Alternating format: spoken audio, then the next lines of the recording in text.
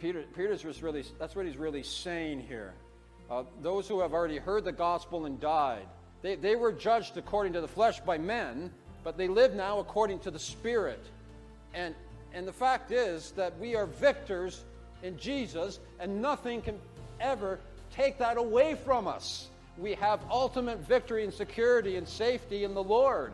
And so he's saying to these believers back then, you're suffering, you're being persecuted for your faith. You're no longer living like those around you, and you're being persecuted for that fact. But recognize this, the big picture, and that's what he points to. He points to the final judgment for the unbeliever. He points us to the final triumph for the believer. And he says, be a big picture Christian. It's always better to be on the side of suffering than of sin. It's always better to die for Christ than to live for evil.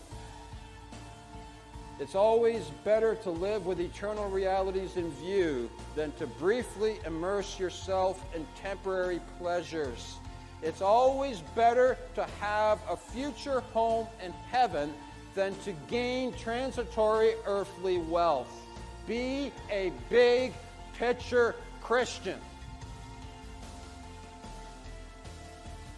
What is true of my life today by way of distinction?